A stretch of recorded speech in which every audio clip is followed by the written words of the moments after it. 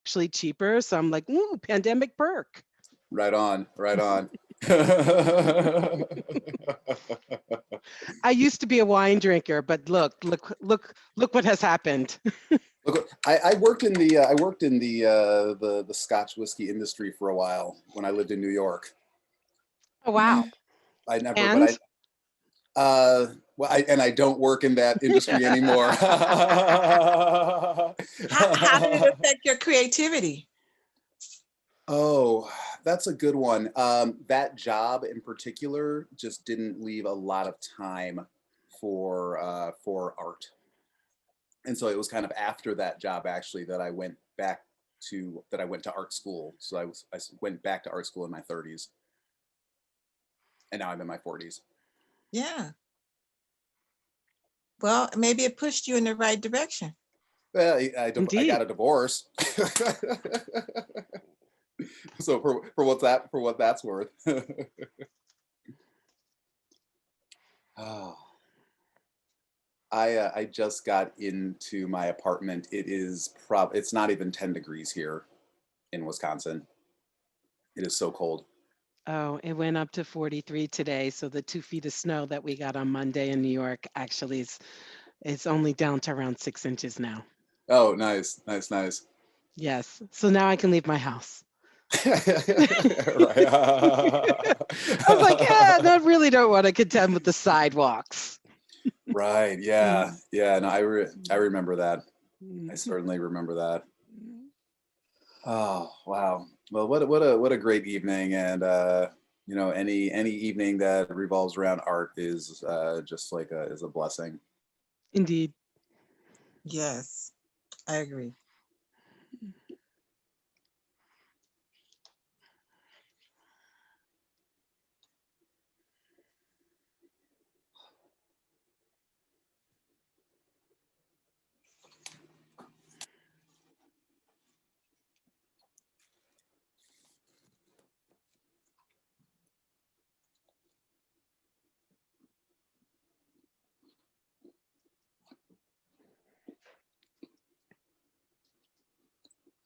This is such a non sequitur, but I just put my groceries away, and I swear the woman that bagged my groceries didn't put my eggs in there. Like I just put everything away, and I don't remember putting the eggs in there. Now I'm Probably the most important thing, right? the healthiest thing, Yeah, probably. yeah. Maybe check your car after this. Yes, yes, yes. Well, I walked. Sorry, we'll get started in like 3 or so more minutes. Okay. Hey, Fatima. Hey, Cindy. Those eggs are sitting right back at the market on the countertop. I used to do that all the time. But I'm a total shut-in now. I don't really leave the house because of the pandemic. Like for real, don't leave the house. So everything is delivered. And the other day the eggs were not in the delivery, but I was really quick on that Amazon Fresh text like, "Where are my eggs? Where are my eggs?" It's got to be something about eggs that people put them in last because Hmm. they're fragile, so they go on top, and then they just set them aside and then forget them. Well, I got 3 pounds of yellow onions instead of 3 pounds of oranges. That happened too. Wow. So I'm like, what am I going to do with all these onions? Like French onion soup? You can't, no, you can't eat that much French onion soup. Fry it with your eggs. Well, yes. After I had to yell on them through my text to bring me the eggs, and they're like, Yes. "Oh, I guess you could dye with them, natural dye with them, with the skins Mm. hmm." in a crock I've pot. never done that. This is a slow process. They do But fabric dyeing that way. yeah, fabric dyeing, and you leave it in a crock pot for a couple hours. I would put turmeric if I wanted to get that. If I wanted to get a Rich yellow. color. Yeah, like turmeric Uh, gives you much better coloring for natural dyeing. I dye a lot of fabrics for my work, so yeah, turmeric is will give you a mhm. nice, good, good yellow. Like, What do you seal it with? Because I've been running around here using Epsom salt. Oh wow. Oh, girl, look at you. Beautiful. Radiant. I have to Get back plug on back camera so in. we can see that. So I Oh, I initially love dyed. that. It's a white cotton rope. Initially dyed with turmeric to give it initial color so that it can soak into the inner parts of the rope, right? Mm. Mm-hmm. And then I went back and dyed it using like acid dyes. And that allowed me to get the crazier color on the outside, but without keeping it in too long. Nice. That's bright. That's Right. Yeah. done. Now that's very pretty. Yeah, I was looking like what I was trying to do it for like more of an antique look for the with the onion. I was just trying to tell you the truth. Because I had used coffee too to see if that worked, stained. Earl Grey is really good for dyeing too. Black tea, okay. Yeah, like a nice firm black tea. Earl Grey. Okay. None of that decaf though. No, that's definitely not decaf. That's like 3 cups of coffee in a cup of tea.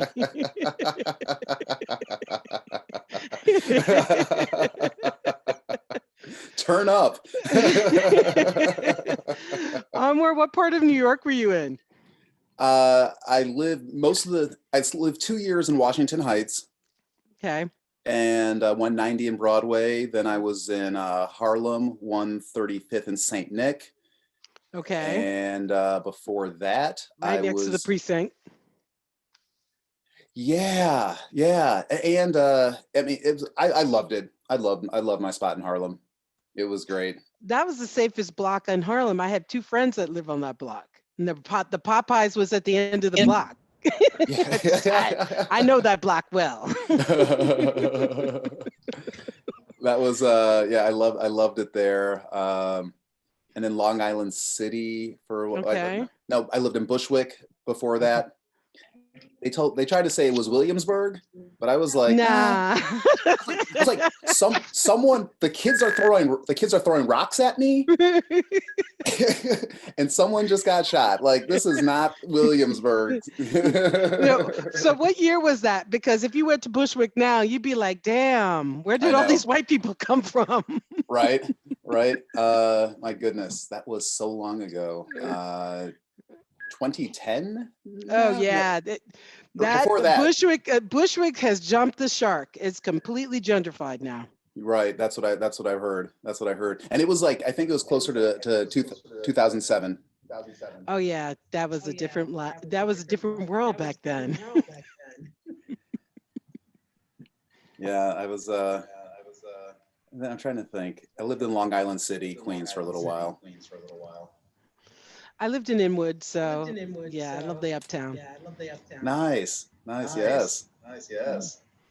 Hi, Chris Davis. Thanks for being here. Oh man, of course. Thank you so much for inviting me. Man, first of all, for everyone else on this call, Theda is amazing, like for real.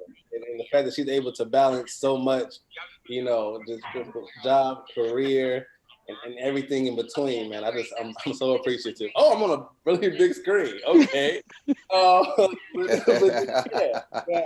right. You were doing great, Chris. You were doing great. I appreciate you, and I was feeling the love. I'm so glad that I'm here and get to share this. And I can't wait to see, what everything is. Thanks again, Peter, for inviting me. Oh, you're welcome, Chris. Thanks for spending your evening with us.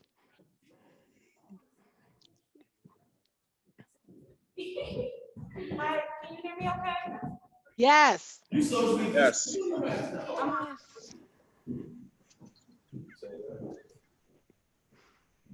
One second, I'm sorry.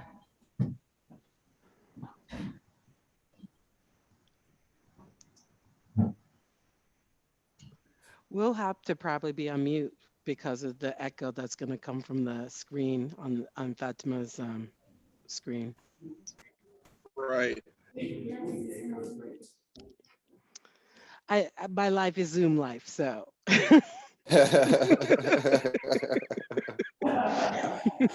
I've learned how to do all sorts of things. And if we need Chris, he can stand in. He can play the music back, anything. He knows how to do it.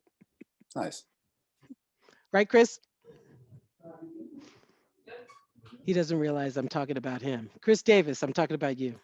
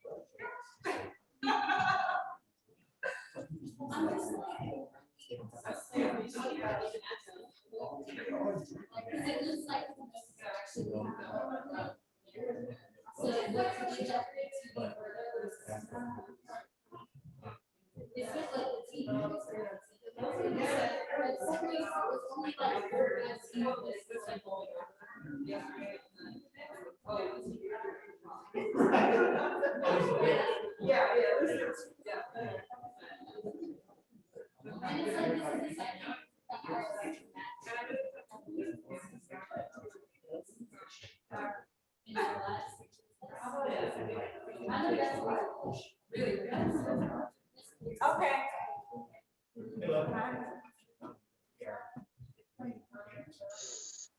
So we're gonna start our artist talk. Sorry for the delay. Welcome to the color cut. Is there an echo for you all? Or is it okay? Sounds like it. Okay, so welcome to the Color Cuts and Contour Delineations exhibition. It's a 3-person group show, and it's the first exhibition of 2021. So I'm happy to introduce that. Happy Black History Month as well. This show is it highlights different narratives of 3 different artists based on their use of lines. They all work with different material, and they all execute,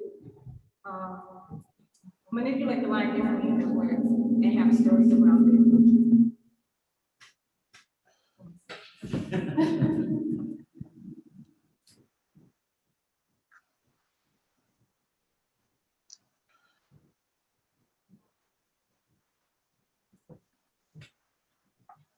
It's the acoustics in the space. It's a big open gallery space.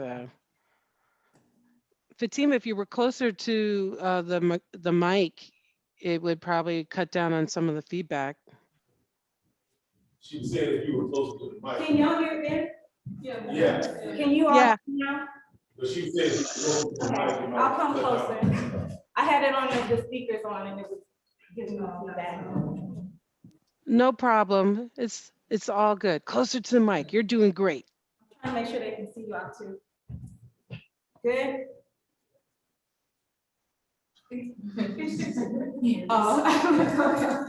So we have 3 different artists with 3 different areas. One is local / close to local. We have Anwar Floyd-Pruitt, who is Milwaukee born but currently living in Madison, Wisconsin. We have Spencer Hutchinson, who is a Chicago-based artist, and then we also have Theda Sandiford, who is a New Jersey-based artist just outside of New York. This is both Anwar's and Theda's first time exhibiting in 5 Points Art Gallery in studios, and this is Spencer's 3rd time. He was a part of the This Is America group show, the first one, and he also was a part of a two-person show called We Started, in which he showed his repurposed and recycled materials in his artwork. So we're gonna get started with introducing the artists and letting them speak about this exhibition, the work that they contributed to this exhibition, the stories behind them. As always, feel free to jump in and converse with the artists directly.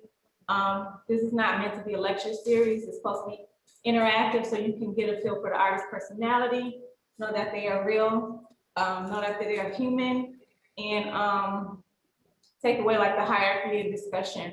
And so it's supposed to be informative and fluid and relaxed for both the artist and for the audience. Towards the end, I can flip it around so you can see who's sitting in the audience to you or for you. But yeah, I will start by introducing Theda, whose work traveled the farthest to get here, and whose works, if you have not been around the exhibition yet, or if you have, they're the rope style works. And I'll let Theda start. Maybe give us a start about your intro into art, and then talk about the content surrounding your aesthetic. Well, I started making rope works as an allegory for hair a couple of years ago, in response to people that would randomly come up to me on the subway and put their hands in my hair.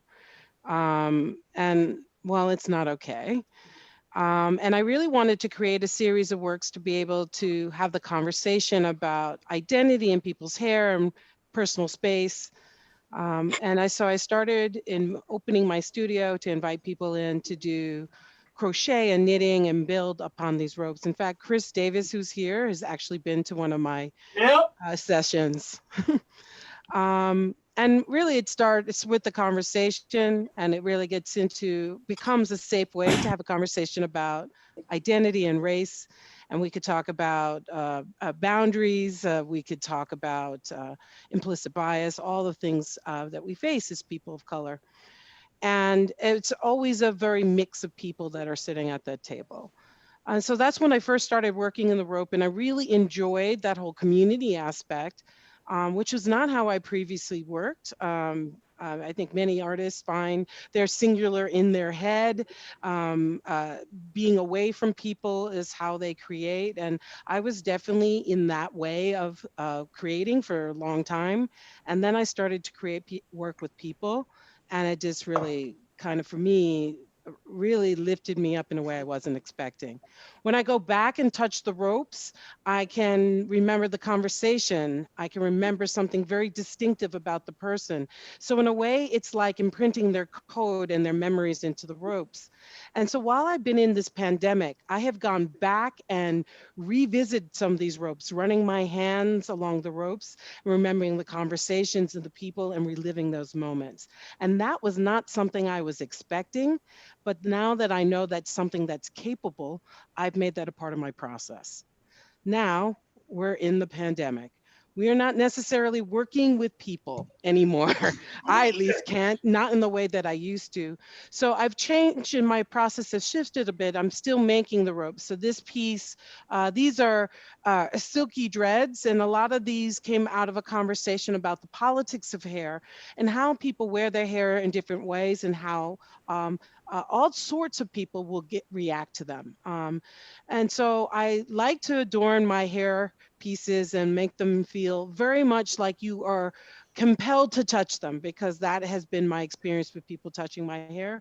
But in this white box environment, that is not allowed. So in a way that creates that tension, that keep you're 6 feet apart, that moment where people realize that it's a violation of your personal space. And it's kind of what drove me to this work in that way, to do this and put it and present it as fine art rather than um, you know it could be anything really.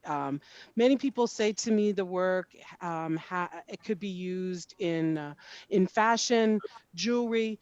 I do make smaller pieces that are for that, but I do think about hair as an adornment and a portion of our identity, and that's what these works are about. The longer plastic ropes are slightly different. I started those in quarantine, thinking about the environment when I would be sitting up on my roof deck, unable to be out and about. I would see little plastic bags floating by on the wind, and so I really wanted to take these plastic bags in this particular piece. I think it was the first piece that was up. Those are doggy poop bags. Those are all over the neighborhood. Sorry. I live in a city, so people walk their dogs. So those little doggy poop bags are little all over my neighborhood. No, I did not pick these off the ground. I actually ordered them so I could have them. But I Theda, really, yes, can you hear me? yes, I can now.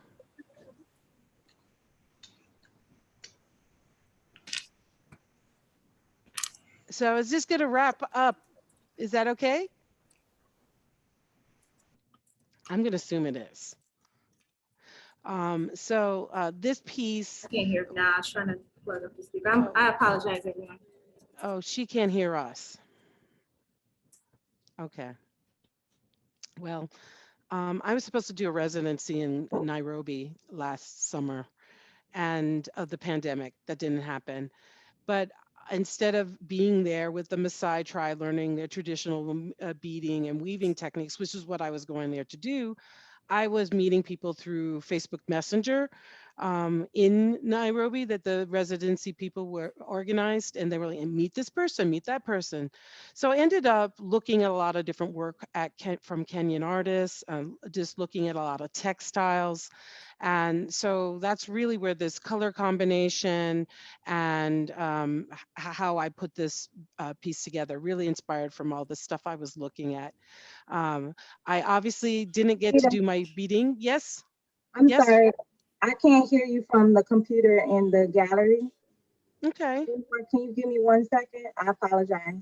no You heard worries.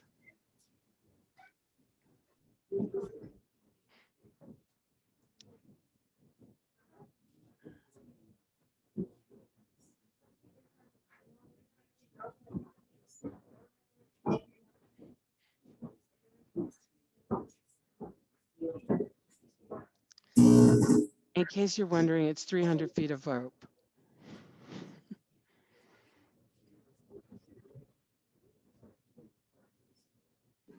Okay, go ahead. Well, I think I pretty much told most of it. Does the black on red stand for anything?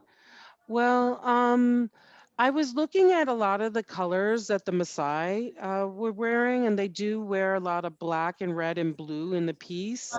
I happen to have the yellow and green already for something else I was working on. And since I was, since it was pandemic, I was just using what I had available to me because trying to get anything that wasn't like really truly essential was just like, okay, I just got to make it work.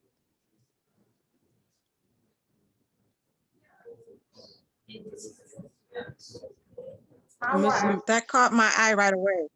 It did. That color combination. Yeah. Oh, yes, for sure. Because I love anything texture. And I was like, why? I thought I was like a form of beading or something. Because I was like, I wish I could go out and see it. But thank you for explaining that. My pleasure. That was fun to do. I actually did that while working on my corporate job. While I was on Zooms, I would literally be ripping and tearing the duct tape and working the ropes. And I would sit in calls. I basically crocheted all those doggy poop bags into the rope. And I did it while I Wow. was sitting on calls. So down here, I'd be doing the thing and I'd be sitting on the Zoom. They'd have no idea. I was like, I'm making art. Oh, good for you. Yeah, well, it's the process is very meditative. That's why my ropes are like hundreds of feet in length, and I could sit there for 3, 4 hours. I mean, a couple weeks ago, there's some shopping carts that I'm working on right now, and I worked on a blanket, like a 10-foot by 5-foot blanket that 2 sittings of Bridgerton to tie on and crochet all the ribbons to create this sort of like very fluffy blanket that looks like feathers. So, you know, I'll sit for 8 hours straight just doing one one stitch over and over and over. My brain completely switches off, and it is a wonderful place. So like when we were talking earlier about the silence, it's like there could be all this going on, but when I get into that and I'm like literally on my 10,000 stitch, literally, yeah, Mhm. everything's silent. I'm gonna jump to Anwar for a second, and it's gonna piggyback a little bit off the texture, because I know people might challenge how is her work line or how is his work line based when it has texture and the edges are not straight, they're a little jagged. So Anwar, do you want to tell us about your series of work? Sure. Good evening, everyone. My name is Anwar Floyd-Pruitt, and I want to thank the team for including me in the show. Oh, there was no echo that time. Okay, so this series of work that's hanging in Five Points Gallery is it's a series of self-portraits, and if you get a chance to see them, none of them look exactly like me, but they are again about similar to what Theda said, a study of like identity. And for me, this was largely about sort of flexibility and identity, and wondering about, you know, what makes up each individual. And so for this body of work, I thought about all the years of my life and how they've all combined to make who I am today. And so I took pictures, starting with my baby pictures up until pictures of myself in my 40s. I drew them all, digitized them so I could laser cut them, and then laser cut all of these puzzle pieces, and then use them all as stencils, and just started combining 5-month-old Anwar with 10-year-old Anwar with 33-year-old Anwar to make these brand new versions of myself. So, you know, and you know, to answer Fatima's question about sort of the torn edges and the ripped pieces and things, I think that, you know, partially that is just because the whole process of making for me is so visceral, and sometimes you have an idea and you just want to go for it, or you really want to show these materials. So if I'm using a paper or a sort of a cardstock that's made from like layers of paper, when I rip it, then you get to see the multiple layers of paper that are combined to make sort of this single sheet. So I think visually it creates a little like a more of a sense of depth, but then also those torn edges is really just about sort of the imperfectness of all of us, or the fact that we're all perfect in our like imperfection. And there is also, you know, this series has 30 pieces.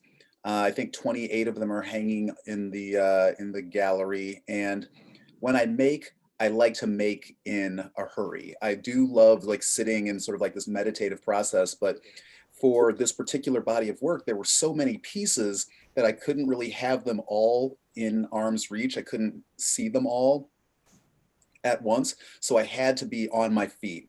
And I took over a room that had, I think, maybe 10 tables, and everything was just spread out. And so, you know, sometimes you just get an idea and you just want to go for it. And, you know, sometimes I'd lose my scissors under a pile of papers or something, and my blade would be, you know, somewhere else, hopefully closed. And ripping it was really the fastest way to make the work, but also felt like the most honest way of making the work, because there's an urgency. I think there's really an urgency, and I do youth work. And part of, I think, you know, part of what I was thinking when I was making this work in terms of like flexibility of identity is how do I work with like young people and help them understand that their identity is flexible, that they are not who anyone else has told them they are, but they are who they want to be, who they see themselves as. And certainly part of that is the people you surround yourself with. And, so I think to that end, again, it's just about sort of being beautiful with all of our imperfections. Out of the 30 series or body of 30 works, with only 28 being shown, is there one that you feel like is most indicative of you right now? Or which one is the Anwar at 5? Which one is the Anwar at 10? Well, I can say that there's one of them that has my actual hair on it, and that hair is very salt and pepper, kind of like my real hair right now. So I would say that's growing on my head. So I would say that that piece is probably Anwar somewhere in his late 30s, 40s, because that's when I cut that hair off, and it is like it is very now. It is like the right color for right now. I mean, it's funny. There's also a picture, one of the portraits. I think it looks kind of presidential in a way, and I think maybe it's just like the only one that has like a collared shirt on it somehow. And in a way, that makes me think of my time in high school. I went to a private school where we had to wear a school uniform, and that included, a blazer and a tie and that type of thing. So when I look at that one, that reminds me of my time at that private school. Yeah, those are the two that immediately come to mind. I guess there's one more that has like really sort of spiky dreadlocks, but it's a stencil of that hair, and that really reminds me of I think a headshot of mine from my 20s back when I was doing stand-up comedy. I was able to visit Theda's studio and see her kind of make, and her process is very precise, very meticulous, and very time consuming. And I know you said you work more expediently. With your laser cutting, do you work on precision? Or is it like you work with what you get? Like you cut it, you ad lib, you improvise, and then you work with what you make as part of your story? I definitely work with, there's a lot of improvisation. And I think particularly from that early process of just drawing those pictures of my face that are then digitized and laser cut, those are all based on sort of contour line drawings. So these aren't really meticulous drawings that I'm spending too much time fussing over. These are like gesture drawings that I do relatively quickly, just to sort of capture the essence of the photo that I'm using as reference. And so I would say when I do finally get to that stage of layering up all the pieces, that's probably when I am the most meticulous. But, I make, I'd say each of the pieces in the gallery have probably 5 layers on them at least. And I would say that those 5 layers that exist on each work are part of our options from within hundreds of pieces. So I always have a lot more pieces to play with than ever really get seen in the on the work itself. I'm gonna jump back to Theda really quickly. So you want to talk about one of your major tools that you use? Is some people would consider a personal care product, which is one of your utensils for your art making process. Do you want to talk about that and show them really quickly? I I file my nails so that they're somewhat pointy, and I use them as for my stitching and poking and through. My nails are much more effective than like a crochet needle, so I use my nails. And I'll file my nails in a certain way and at a certain length to do certain piecework that I need to do. Spencer, I'm transitioning to you. So, Okay.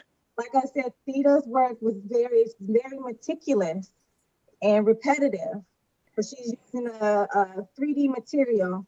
And then Anwar, he was, he ad libs a little bit and goes with what he makes with his laser cutting. But your work in the exhibition is very minimal, straight lines. You want to talk about your process and your story about process and the aesthetic with your line? Yeah, well, I'm something of a formalist, so my work is not really concerned with telling a story or being autobiographical or really talking about anything outside of painting itself. Um, and what I was going for, what I'm exploring in these pieces is kind of searching for an all over method of painting. So something akin to Jackson Pollock or Mark Rothko as precedents. So an all over aesthetic, so that each inch of canvas is equal to the inch next to it, and there's no hierarchy of what's important in the piece. And finding the most stripped down way to explore that. And yeah, so I started this piece as, and also I work on multiple canvases to form a single piece. So they're not, so this is not quite a diptych, but it is a diptych at the same time because it's repeating, they're both repeating one another. So one canvas is not more important than the other. They're both kind of equals or twins. And I got really interested in this idea of twin canvases, of pairs, things that are paired together and what that means as opposed to doing something that's 3 canvases or 4 canvases or 5 canvases, so limiting the repetition to a pair. Are you pulling up another one? So anyway, that's me exploring that. Well, I was just showing the audience one of them because they're going to walk around to see the other ones. But do you want to reference any other one like Freeze or Lago? Pull up Lago. You said pull up Lago? Yeah. I don't have it already. Pull up Freeze then.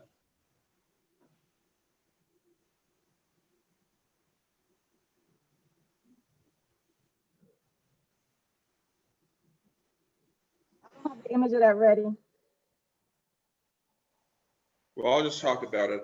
So the brown piece Freeze is exploring repetition and differentiation within the repeated structure.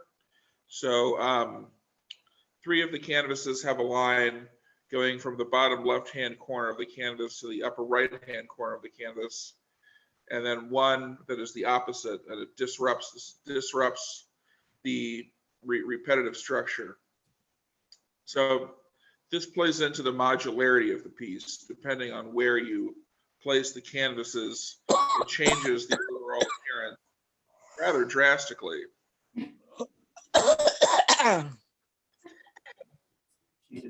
Yeah.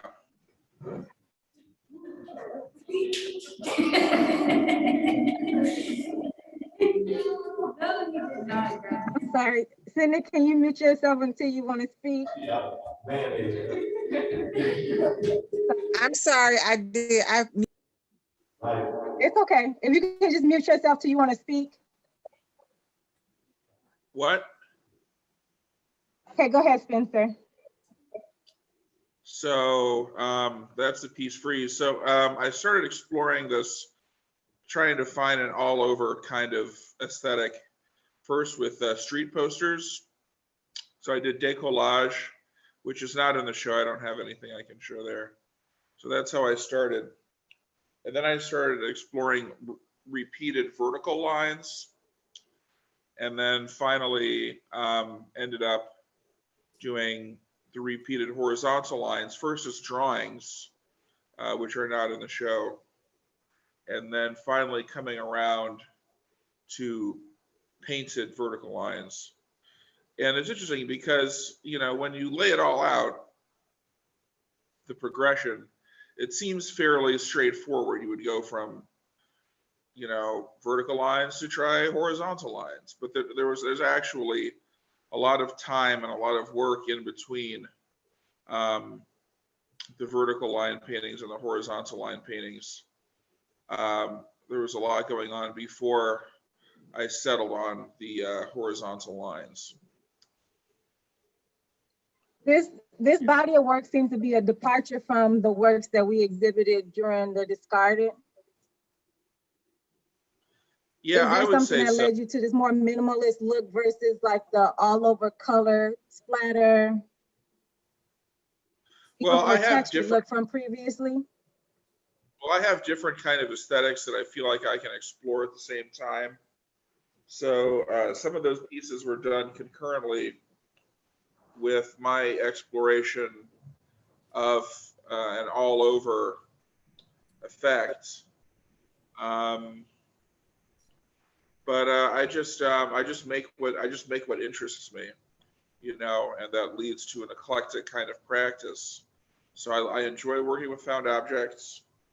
I have some pieces that employ the kind of repetitive aesthetic that employ found objects, and you know, finding ways to cross-pollinate those two practices has been a very rewarding and very interesting part of my practice.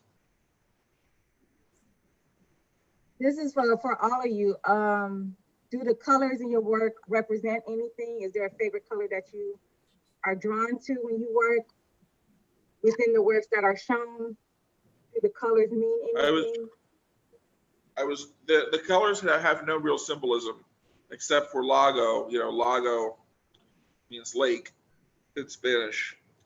And I wanted titles that somehow, that had some kind of representative element to them. So Freeze, the brown piece, could be, you know, describe an architectural, the architectural frieze. And I forget what I titled the two that you've got there. Towers.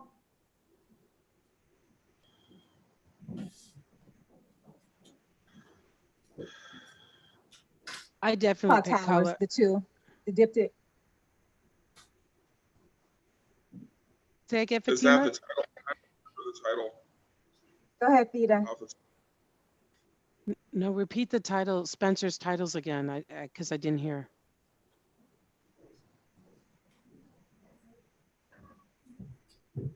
Well, one is Freeze, which is a brown 4-panel piece. The second one is Lago, which is a blue 3-panel piece. And then I have the diptych, which I may have just titled it diptych. I can't remember the name of the title off the top of my head. And that's the piece that Fatima showed. You called it Towers. The Towers, that's right, yeah. So that kind of had to do with the Twin Towers, but not really. I try to pick titles that are evocative rather than fully descriptive. You know, that's a major part of my practice, is evocation rather than invocation. So that's that. What about for you, Theda or Anwar? Do the colors have some meaning, some symbolism, or do you just, you know, use what's accessible? I'm definitely drawn to certain colors, and certain things. Like I've never met a glitter I didn't like. But I definitely I'm drawn to yellows and earth colors. I made a particular choice at the end of 2019 when there was a bunch of rope going on sale to ones that I could buy that were pre-colored um, or getting things that are going on being cut out. Like, so if a particular yarn, they're like, we're not making this anymore. If I can buy a lot of it in bulk, I'll sometimes just get what I can get. And then if I really, really want to color, I definitely, in my studio space that's like in my printing and studio space, there's huge, huge sinks. So I'll just dye the colors I want. If I can't find the color, I'll make the color.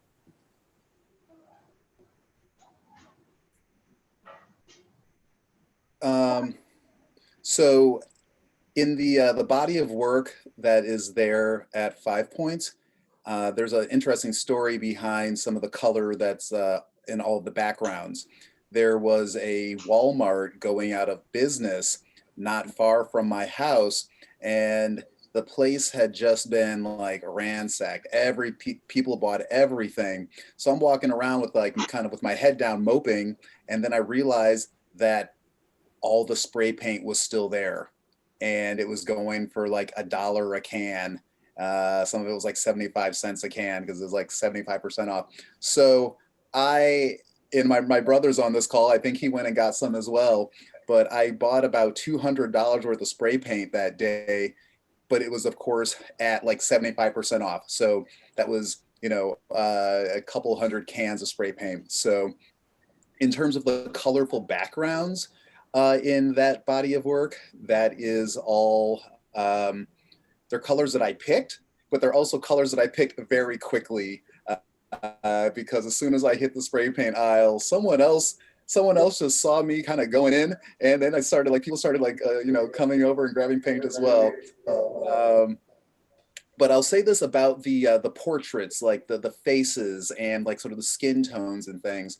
I went out and I bought that paint, and between all of like sort of the beiges all the way to these sort of like blacks and all the browns in between, I was looking for the colors of like my skin, the colors that one could blend to capture my skin, whether it's my skin after like a holiday in Jamaica and I'm like super dark, or on one of these cold winter days when I'm feeling paler than usual. But all of the paper that it's done on is also intentionally not white paper. I've chose to use cardboard specifically because it's brown. I chose to use like sort of the backer boards that you'll find when you buy a fresh pack of white paper. There's that like really hard, paper board in the back, and I chose to use that because it's brown, and then it's like this layered, as I mentioned before, when I rip it, then you get these like multiple layers of browns. So that was very intentional. I wouldn't say that it's really symbolic at all, as much as it was, the colors that best represented me. So I had a few viewers ask me questions, and I'm gonna jump. This is for both Spencer and Anwar. How do you get someone comfortable with the abstract nature of your visages? Like someone's like, oh my God, it's missing a mouth and teeth. Oh my God, this one is missing eyes. And then for Spencer, how do you get someone comfortable with the minimalism? Care. How do I get someone comfortable with minimalism? Hello? How do you get them comfortable with the minimalism, just the lines? And I'm not really concerned about making people comfortable. I think that it's part of art's job to challenge people,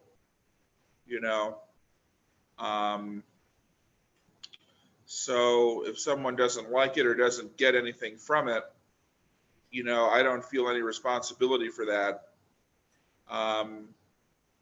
Whereas, which, you know, means that there's a bias. My work does have lean more towards people who have a more a priori knowledge about art and art history. But really, it comes down to, do you like it or do you not like it? You know, you don't have to tear your hair out over what it means.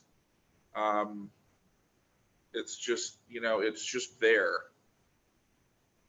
And it has to do with me, myself, working through aesthetic questions that I have. So in the example of this body of work, expressing as much as possible while portraying as little as possible. So that's how that works out. And as far as, go on. Sorry, I thought you were done. Go ahead, finish. No, I'm done. I didn't want to cut you off. Anwar, and then Theda too, you jump in. Anwar, how do you get people comfortable with the non-traditional representational portrait? And Theda, your work is installation, abstract works. How do you get people comfortable with being comfortable with looser interpretation? Well, if you care. I care about the conversation, right? I do care to speak with people about the work. And, you know, I went back to school in my 30s. I've been in art school for the past 8 years. So I think sort of similar to what Spencer was saying, you know, in addition to all the studio courses, the majority of the people who have like seen this work and while I was making this work, you know, were also like in art history courses with me. And so, you know, I've heard people speak about my work and say that there's something sort of like cubist about it, you know. I've heard people, and certainly Romar Bearden was one of my influences. So I definitely, you know, like to point anyone who, I'd like to point people towards my influences. And so Romar Bearden is definitely one of those. I think what's sort of interesting, Fatima, about the question is that, you know, in the youth work, when I'm asking young people to sort of, you know, play with the, you know, my way of making and create portraits of themselves or someone else that way, if you don't think you're beautiful, or society is telling you you are not beautiful, and then you look at a work that's supposed to represent you and it is abstract or it is not classically beautiful, that I've noticed that can be problematic working with youth. And, you know, and these, you know, young people who aren't going to, you know, who aren't taking art history classes and don't have as much sort of, you know, historical knowledge. All they know is that here's a picture that's supposed to represent them. It doesn't necessarily look like them. It's kind of lopsided or something. And no one really wants to, you know, and no one wants to be sort of seen as unbeautiful or really wants to see a representation of themselves as not beautiful. So as far as like adults and art appreciators, I really haven't had any sort of conflict, but I think in terms of like young people, it does raise some questions from time to time. Have you worked with adults? Because I've worked with adults and I find them to be even more rigid than the youth and experimenting with abstraction. And I feel like it's a top-down effect because the adults and the media, so that's adults too, because they portray perfection, beauty, or what have you, a standard, then it's hard for the youth to deviate from that because they've been taught to try to fit into this standard or this benchmark of what beauty is, of what art is, or what have you. And so the creativity kind of gets lost or beaten out of you, as we say, because the adults have have lost it themselves, and then the feedback that they're giving the youth is like, what is that? That's ugly. Well, I'll say this much. Adults are the worst. I would never work with adults. They're the absolute worst. Theda, do you have any commentary on your I was just laughing over here because that is funny. Well, you know what? When I'm around children, they're so honest, and they haven't been told it sucks. That, their elders are they're encouraging them. At least we hope. At least the ones I'm around, their parents are telling them they're great, they're wonderful, everything's good, and so they approach the life from that. So I see that, and I guess I call it the beginner's mind, and I try to capture that for myself too. But life has a way of getting in the way of that. But I try to hold on to that for myself. I mean, I'm going for complete abstraction here on the figurative form. Most of my work prior to really kind of getting into textiles would be, I felt like I was caught in like a yearbook picture. And I wasn't even aware of I was doing that until I stopped using paint and started really just using the things that were around me and going back to processes that I'd learned as a child from the women in my life, my aunts, my grandmother, my mother. We all knitted and we sewed and we did those things together, and those were things I had rejected when I was getting older because I wanted to be, like it was women's work and I wanted to be able to be seen as being able to do more. But now that I've gone back to it, there's a sense of ease that I have with it, that allows me to really express how I'm feeling in ways where abstraction comes naturally to me, where I'm not really tied to what it should look like. I mean, yes, there are elements that are nods to like the human body and the form. I mean, yes, we all have hair or we don't have hair, whatever your circumstance will be. You can get up close to it and kind of really get what the concept is. And there's always very interesting interpretations that other people have that I find fascinating. And that's the beauty of art. It's like it may have a particular meaning for you. It has a different meaning for me, and that's all fair and good. I just as long as people are talking about it, that's all that counts. do you have any questions for each other between the artist and their audience too? I'm gonna figure out a way so you can talk to the artist as well. Y'all can't see on the back end. I'm running back and forth between computers because I'm having audio issues. But Well, I think Chris Davis has a question. I saw him Yep. in the. Yeah. and also too on besides Chris, Cindic, or anybody else too on Zoom, jump in, ask questions. Yeah, my question is for Anwar. Your work is, multifaceted, but deals with mostly identity, and based on how you deconstructed your own face and took elements of that to make something beautiful. My question is, do you want individuals to identify you a certain way, or are you saying, hey, this is me to the world? Like, what do you want them to get from looking at your piece, if anything? Thanks. It's a great question, and you wrote another question earlier that I'll also answer. I would say that, and it's one of the reasons I like to show the work in like a body rather than showing sort of an individual piece. If I show an individual piece, then people may think that this is how, this is sort of like the singular way that I want people to view me.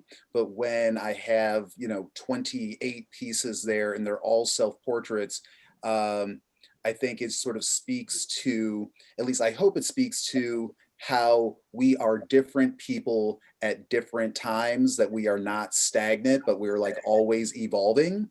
And you know, when I was telling people about this body of work, I said, well, you know how you feel different, you know, as a you know, cisgender man, you know how you feel different if like you're the only man in the room versus if you are in a room of all men or a room of like sort of mixed company. Like for me, I feel different in those situations. I feel different in the situations where I'm the only Black person in a room versus being, you know, in a room full of like Black people. Um, and so I think that for me, those are kind of just different moments throughout my day or throughout my life and who I've been at different times, in addition to who I might be. You know, when I am you know, experience new situations, and I think that there's something about, you know, when I take 5-year-old me, there are some things from our childhood that we carry with us for the rest of our lives, right? We never escape those things. They always continue to influence who we are or how we feel about ourselves. And so I think that's part of it as well, is for people to, you know, look at their whole story, embrace their whole story, and, you know, and acknowledge that fluidity, you know, acknowledge how, who you are, and yeah, who you are in different situations. I think who you are emotionally as well. I think that there's something about this work that makes me think about sort of this like toxic masculinity, and the idea of men not really expressing emotions, and where it's like men definitely feel all the feels. We just may not even have like the language to always talk about them, but I, you know, but it's about that as well.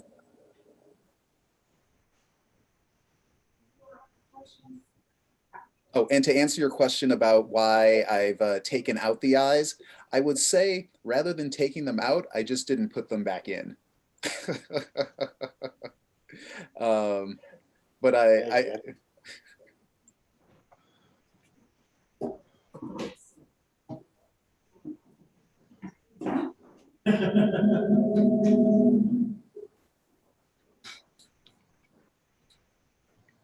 Theda, do you have any response to that, or do you want the next question? I think I answered the question before. It wasn't a question for me.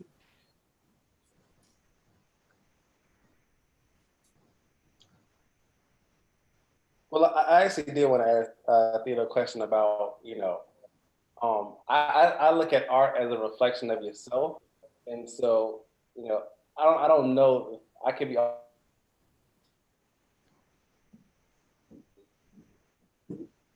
how a lot.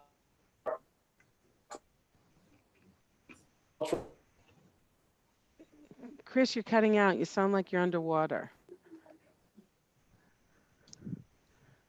Did he sound like under the sea? Yeah. Here, I'll just chat him. Hi. Okay, so I had a question. Well, I had a couple questions. My first question is, have you ever considered using hair products for dye? I have used hair products. There are pieces where I use my own hair. There's pieces where people send me hair. I have definitely used crochet hair. I use whatever I can get my hands on. Generally speaking, when I go out and talk about this work, there will generally be something that arrives in the mail. I get at least 2 to 3 boxes a week and or bags of materials left down with the doorman in my building. I have schools collecting things for me. I have a mommy blogger group that collects stuff for me. I have lots of other artists always on the lookout for me. I call them my enablers. It's absolutely wonderful. So I never know what's going to come. I did today received this box literally today, and it had this gorgeous African fabric in it. So I literally just post the materials I'm using and talking about what the materials mean to me in the process and the materiality of it. And people send me materials with fabulous notes. And I think about them, and they are part of making the work with me. So literally, I buy next to nothing. Almost everything I use is donated. I love that. And I feel like it keeps your practice super like open and creative and just using that stuff that you have or get access to. But my next question is a little bit deeper into the politics of your work. So with like hair politics and things like that, I also work with hair. So I was just wondering like how do you allow yourself to still be explorative even when you're um still trying to observe a point in the politics of hair? For when I first started doing this work, I wore my hair in a lot of different styles. I would press my hair and see and read journal how people reacted to me and who was reacting to me and how people's perceptions of me would change based on my hair. So like many Black women, I'm a magical unicorn when it comes to my hair, right? I also stopped dyeing my hair several years ago, and allowed my hair. This is my natural hair color. My hair is white. My hair started to go premature white at 28 years old. That's a trait that runs in my family.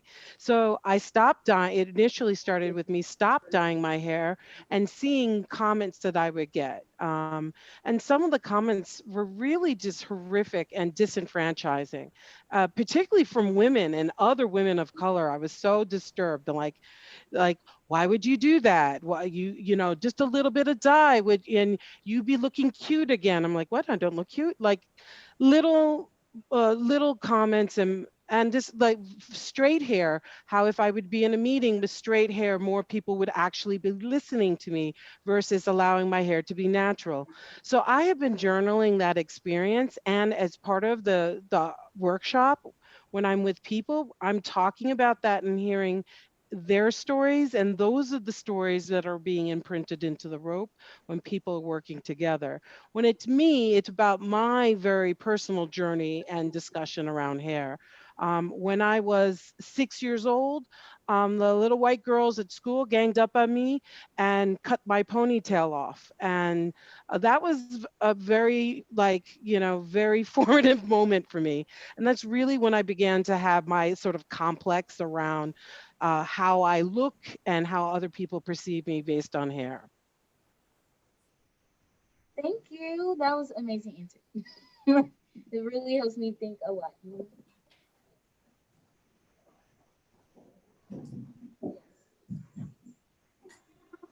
Okay, but I really just want to know a little more on how do you begin your process of making. I'm sorry if you can't hear me, but yeah, like how do you begin your process of making? Like in like more details, because I just love like the little small things and the little details and the layer of colors, you know. Trying to figure out how this is. For which artist? I'm sorry. Could you hear her? I could hear, but I wasn't sure which artist she was speaking, asking the question. Oh, I'm sorry. How do you, like? Can you tell me more details on how you begin your process of making? Okay, you're asking me, sweetheart? Okay, all right, just making sure. I'm like, because there are two other artists here. Um, I really just start with reading my journal. Um, and I just really process my feelings, because in the process of making this, I'm literally sitting there and I'm weaving and I'm nodding. So it's like a finger knitting that you're doing, or a crochet piece that might just go like a single loop that you're just doing the single loop. And then I might go back and wrap over it. I might wrap two layers of yarn 3, 4 layers of yarn. I'll usually go through one length and then I'll go back and add additional layers. And for me, each time I go through my stash, like I'm a pack rat about my things, I'll go into my bins and I'll find something I forgot that I had, or a package will come in the mail and I'll just see what's in there and I'll use that. But I generally like to think about pulling the color palette and all the things that sort of work together first. And then as I'm working through the work, literally every single day, there are moments for serendipity to happen where other things will come into play. A package will come in the mail, or I'll tear one of my shirts and I'll decide, well, I'm just going to cut that up and use that in a piece. So literally, it's just starting with my journal. How am I feeling? What do I want to talk about? And then letting the materials tell me what to do.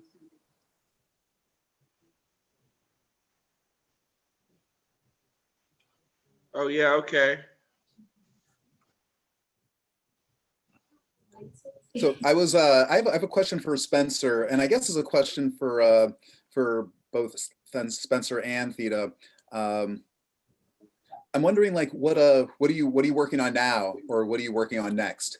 What do you have in store, or what's sort of sparking your interest at the moment? Oh, gee.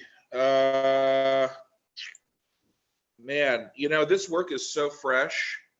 I don't feel like I'm finished with it, but I kind of feel like it's finished with me. So the danger, yeah, the danger. I feel this. The danger with So hard.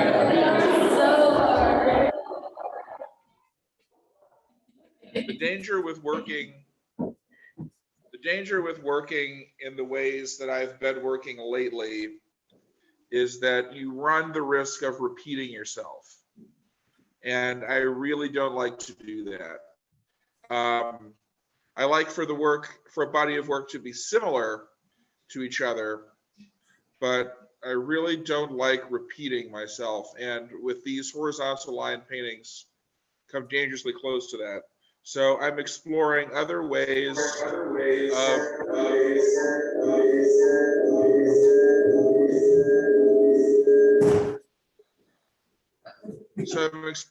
other methods of portraying horizontality or a grid.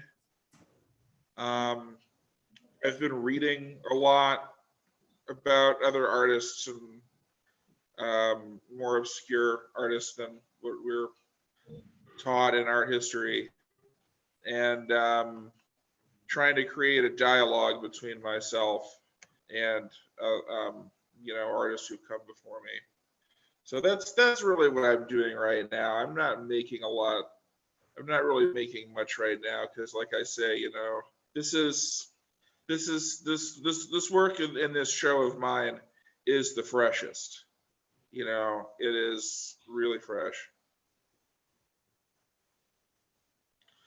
So what got me to the point, I've never felt like I've had to explain my work because there's nothing to explain, in my opinion, from the way that I approach it. If you have a question about an aspect of the work, I'm happy to answer it, but there's no real meaning embedded within what I do from my perspective. You know, I have my own interpretations of the work, but I don't see them as being superior to anyone else's interpretation of the work. But there are no wrong answers in my work as far as I'm concerned. You get out of it what you get out of it, and that's what it means to you. You know, there's no objective overarching meaning, and the way that I work is reflective of that.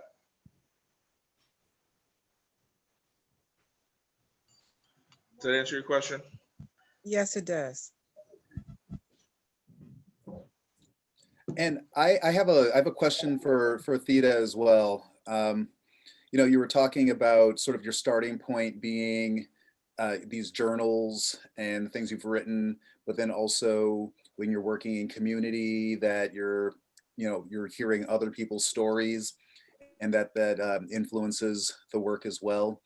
Have you done any sort of multimedia work where sort of those stories are shared, I guess either written or performed or recorded, anything like that?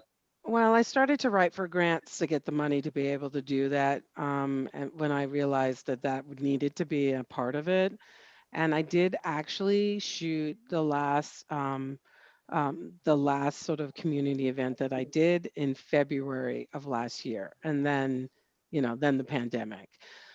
So I just want a fellowship. I plan on using the money to do that storytelling, particularly of the individuals who are participating in my work by sending things from, I mean, this box of African fabric came from South Africa. Someone who saw my work.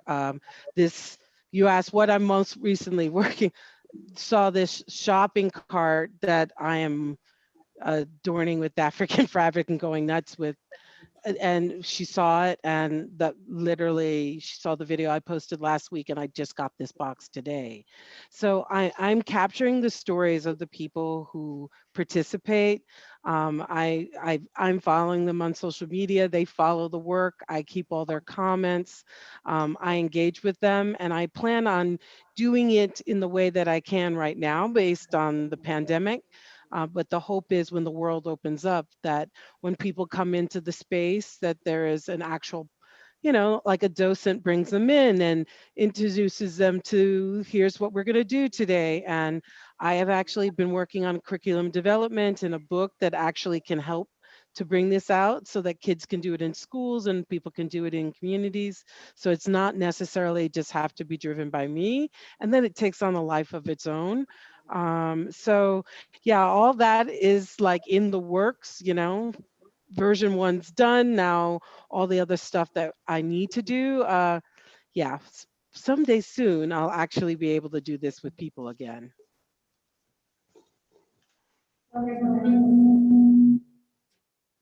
Good evening, everybody. I got one question for each of you.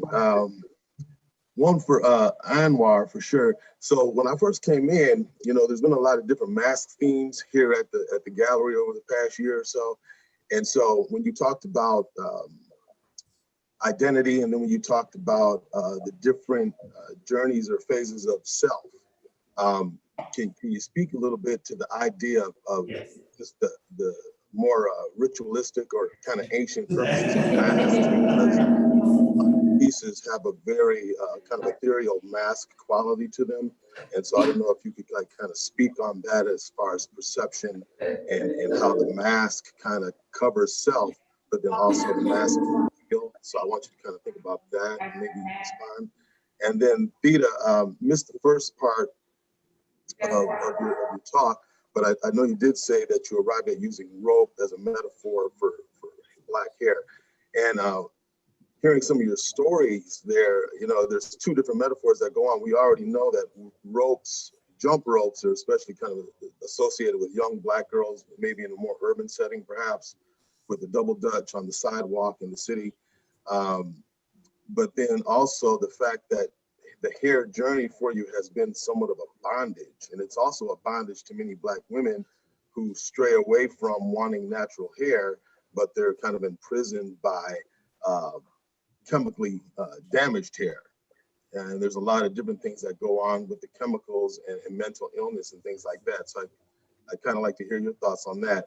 And then Spencer, to your thoughts about being a formalist, within that process, do you investigate different viscosities of the paint? Do you investigate different additives to how you work that manipulates the paint itself that contributes to surface texture or even the manipulation of the paint? So those are my questions, and then I'd like to hear your thoughts on them. Thank you.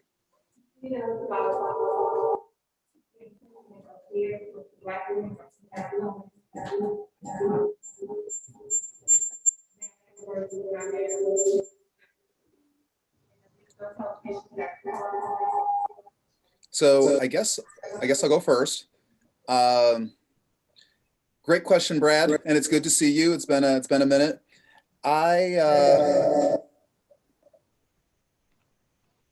So I think there's this question about the masks that we wear and who we're wearing them for, or who sees the mask and who sees, the real person. There's something about them being masked and them being on the wall that I'm still sort of grappling with. And they're not, I don't necessarily see them as masks, but something, about them being related to masks and them being on the wall that I'm grappling with. I think it was last summer or the summer before, I started looking at these self-portraits and thinking about performative objects, whether it's masks or puppets as it is. And I actually have a self-portrait puppet here with me. So the eyes are kind of like a little off, but whoa, I didn't expect the face to pop off like that. That's crazy. I'll have to plan that the next time. But this is essentially the same material, laser cut pieces, and a stencil version of myself.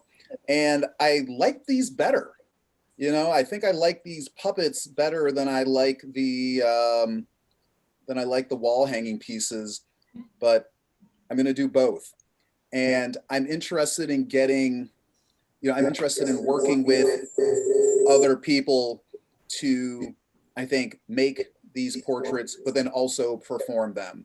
And I think it's the performance of these puppets or these masks, I guess I just call them all performative objects, that I think have the most sort of opportunity for personal growth, as well as growth with for the people that I work with.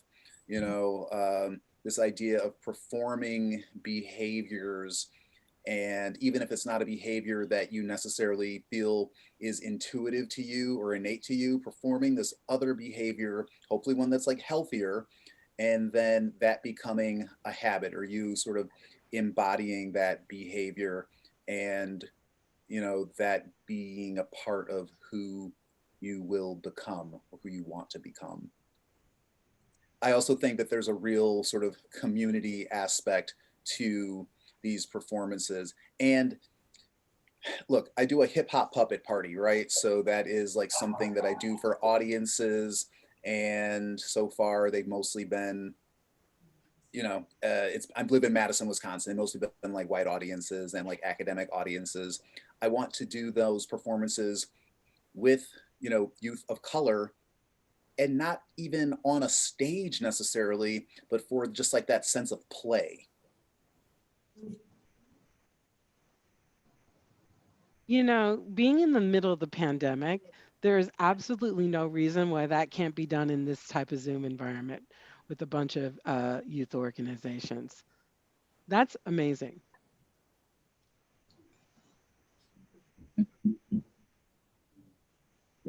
Hey, Anwar. Oh, Theda, do you want to answer the question addressed to you about the hair? Yeah, sure, no problem. I love that you picked up on the double Dutch rope. I definitely, Brad, I sucked at double Dutch when I was a kid. I'm a two left footer. I was terrible. I'd always get caught up in the rope. Um, Definitely, I have a huge story about my own hair, and most people have some sort of story about their hair. And some of the stories that I've collected really are some are just gut wrenching. There was a woman that sat down at the table, and she was battling cancer and hadn't even told her family yet because she was afraid.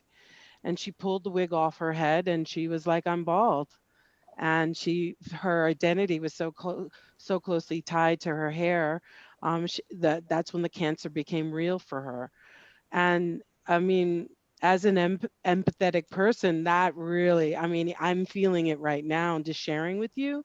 And I can understand how she was struggling with sharing with her family. So I just know through the course of this work, it just creates freedom. It creates freedom to really just be with where you are and where you're not, and to know that this is a shared story that other people may have to support you through whatever it is that you're going through. I first started to really recognize myself as an artist through art therapy. I've always been interested in art. I did not go to art school. Like I said, the women in my life taught me things that they thought were useful for women to know. And I learned all those things because I had to. And the minute I didn't have to, I wasn't doing it anymore. Um, but making every single day, I have to think about my hair. I do my hair. It's part of the ritual.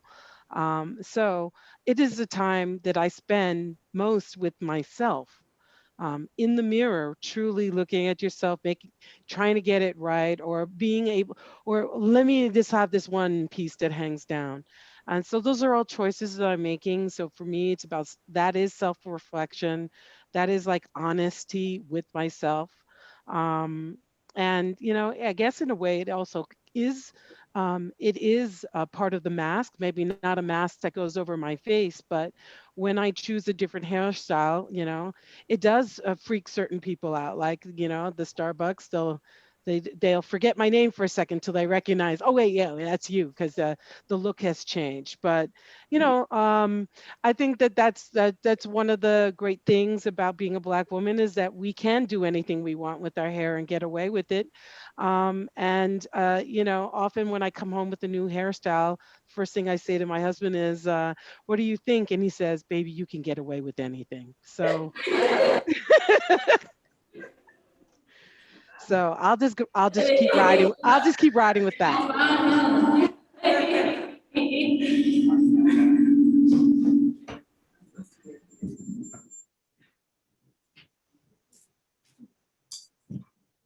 Spencer, You do might you as remember the question addressed to you? Yes, I do. Yeah, I experiment with all kinds of um, paint mediums. That kind of comes along with the territory of what I do. So I've used oil, the oil paint, acrylic paint, house paints, enamel, oil-based enamel that runs. I've also used encaustic, beeswax, charcoal.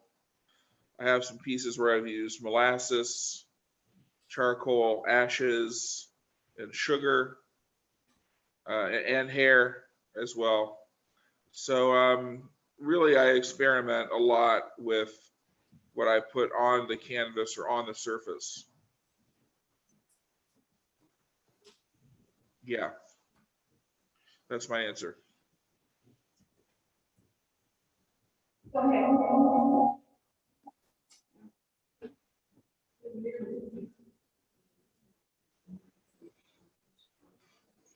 Stephen here. Good to see you. Um, I'm wondering if you will grace us with a small puppet show and your cookie wrap.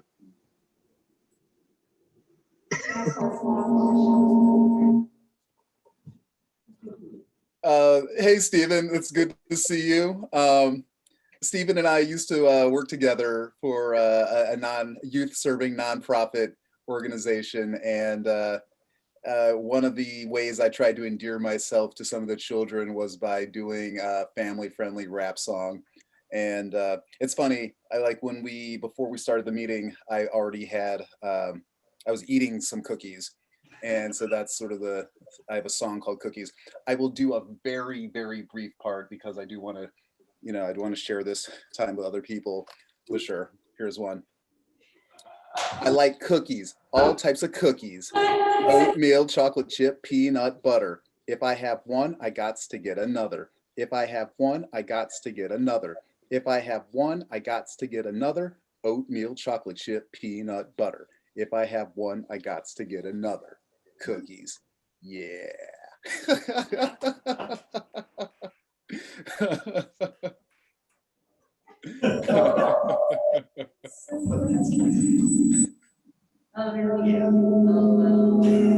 Anwar, I have a question. I noticed that a lot of your portraits have a lot of pattern within your portraits. Those patterns have some form of like symbolic meaning, identity. I noticed that it's multiple of difference. So what does that mean to you when you're creating these pieces? So what you said, you noticed that there was, I heard most of the question. It was just the last sentence. Oh, okay, I'll repeat it one more time. I said, I noticed there's like a lot of like patterns within your portraits. Some are overlapping the face, some are actually falling behind the face. And I was curious to what does that mean to you? Does it have a symbolic meaning with those patterns and everything? So the most of the patterns in that, so similar to like a lot of these patterns that are on this wall behind me, they're derived from my sketchbook. So when I first started working as an artist, I think when I first started owning the artist in me, I was doing collage and I was just going, you know, just filling sketchbooks, a lot of collage, a lot of, I think, drawing of patterns. And so in a way, when I was making this body of work, I did sort of see those patterns from my sketchbooks as this sort of artistic DNA, right? Something that was there from like the beginning of me sort of embracing, you know, a life as an artist. And that's where a lot of those patterns come from. And I think that's part of why I allow them to like sort of overlap with the faces and that type of thing, is that it's a, you know, and it's funny, I mean, it's a very personal, I guess it's a very personal thing, but it's just a sort of acknowledgement to myself that that's who I am.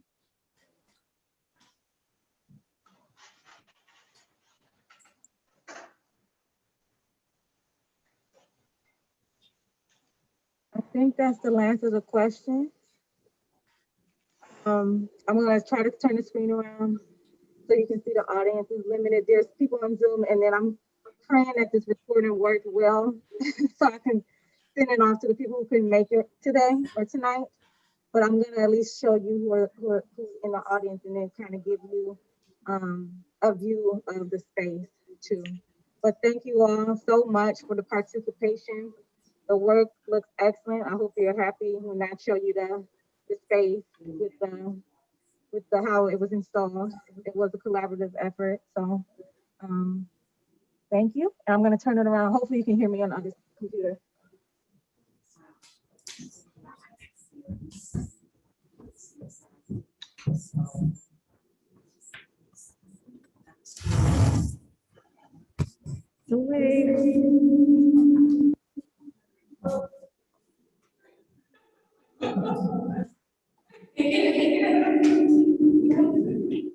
How crazy it looks.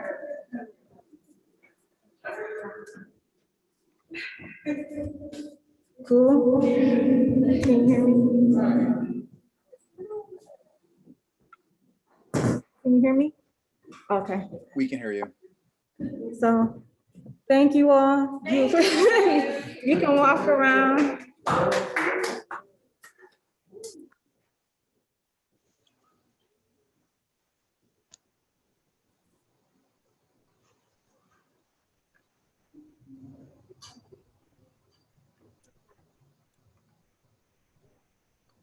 Hi, Mom. You can unmute, Mom, you can unmute yourself. Hi, Anwar. Hi, everybody. So, Mom, I know you were listening, but Theda was saying that she recently, I don't know how long ago it was, Theda, that you recently stopped dyeing your hair. And my 3 years. And my mom also recently stopped dyeing her hair. About 4 years. Yep, it takes a while to get all that color out. It looks fantastic. Oh, yours does too. Thank you. I'd actually messaged her about that and how encouraging my children were of me doing it, because I was afraid, but I was going to do it because I was tired of dyeing it. But yeah, kids were very encouraging. Well, it looks good on you. Yes. Same thing to you. Same for you, Sid. Ooh. Yeah, and you know what? I love that your texture. I really do. I stopped relaxing my hair in about 92. And I had no idea what my hair texture was until I stopped. And then my hair started to grow out. And then after I did the big chop, I was like, oh, my hair is cute. You mean I was relaxing my hair and then trying to curl it to get the curl I actually had? Like, what is this? What is this boondangle that I bought into? So I stopped taking crack. So no more relaxer for me. Oh, the creamy crack. Yeah. Yeah. Theda, your work looks amazing in the gallery. We were kind of talking over it while Fatima was giving the tour, but I'll be in Milwaukee later, like next week, and I'm planning on stopping in and seeing it fully installed. But I just like that little tour she just gave. It looks fantastic. Thank you. Well, you know what, Fatima, is there going to be pictures like on the, like a virtual thing? So I've taken pictures of everything, of all 28 pieces of Anwar, and so I usually wait a week till I put it up on the website. Okay. It'll be on the shopping page, and there'll be a link connected to the actual exhibition so that they can see the works and try to purchase the works online. Well, I'm looking forward to seeing all of that. I feel like try to wait a week so people can come in and see it in person. I mean, we're not going nowhere. We in a pandemic. Believe it or not, there'll be people popping in tomorrow like, oh, I missed this. And so I try to give it a week, but then I'll get it out to you as soon as possible. All right, well, great. I can't wait to see all the work. It's like, it's hard when you're not in person, but I actually don't mind these virtual galleries. I've seen so much more work this past year than I would have seen otherwise. And it's like, living so close to New York, it's a shame how busy I was and couldn't actually go to all the things I wanted to do. Sure. And now that they record it, it's on a website, 2 o'clock in the morning, I have insomnia, I can actually go and see and do all these things. So I actually kind of like this. Hi, Fatima. How are you? Hi, fine. Congratulations on your place in the show. Oh, thank you. Yeah, I'm more small and so big. Yeah. Hey, Fatima, thank you. Thanks again. And I'm excited to. The talk wasn't too arduous. I'm praying that this recorded well. Oh, the talk was great. Technical stuff, and then the sound from one computer just dropped, and so that's the one that's actually recording. So we'll see. And I'll get that to you. So I send that out to a distribution list too, so people can I was hoping Jean was gonna come. Hey, Dad. Hey, son. How are you? I'm doing well. Hi, Fatima. How are you? I'm fine. It's nice to see you, young lady. Likewise, young man. I like what you're doing there. I really like what you're doing. It's beautiful. Thank you. Hey, Fatima and I are going to be in a group show together in at the Trout Museum of Art in Appleton, like opening later this month, I think. Or congratulations. Yeah. Yep. High five. Brianna. Hey, Theda. Yes, Eugene. Yeah. Hey, listen. Wow, I'm digging your stuff. I mean, it's beautiful. Thank you so much. Tell me more about you getting these little dog and cat litter bags and turning them into something. Well, it started with the doorman on my building saying, people drop off these garbage bags all the time. One of the local schools, the kids decided they were going to clean up their neighborhood, so they brought the recycled. So he jokes that people bring garbage, and he's like, so he had the little doggy poop bags, and he said, yeah, you would probably make this into something. And I was like, actually, can I have those? And then I went and stole his stash, and I had to go buy a whole bunch to replace. So there is a piece that has all the green doggy bags, but the little black doggy bags is more prevalent. So I've been using those as well. So you weave them the same way that people would weave rope or weave yarn, or Well, the way someone would crochet hair into like corn rolled hair, the way Black women do their hair. yeah. And you push it You, through and you you're may not know pulling. anything about it. It's the stuff that Well, makes us magical unicorns. Yes. I used to corn roll my daughter's hair, and And then you you got know, then you got the first part of the process down. so. Actually putting that braid down, and then you put the hook through and pull the other hair and loop it onto that braid. Oh wow. You Hey, know, the Dad. reason is, yes, son. Oh, did you see Theda's nails? I Did you see? did. Yes, Oh, I okay. saw her. I saw her her quilting nails. Nice. Yes. These are my needles. Yeah, that's right. The needles. I thought that was like, whoa, so creative. You'll never be without your tools. When I realized that I could, people would be like, "How do you do anything with those nails?" And I was like, "Actually, I'm very." And then they would be like, "What the hell are you doing right now with your hands?" And so yeah, you know, I don't have Cardi B length nails. I have functional nails, Yeah. but they're a little long, but they do the job. And if I'm doing like little beading work, like I can hold the beads in the cup of my nails and just scoop the beads right out of my nails. Whoa. I want to Yeah. grow my nails now. Well, you know, back in the day in the 80s, they used that thing for something else, but you know. That's right. Miami Vice. Yeah, making sure your nostril was okay. Yeah, or you know, the longer nails if you play the guitar, you know, Right. Right. the nails have many uses.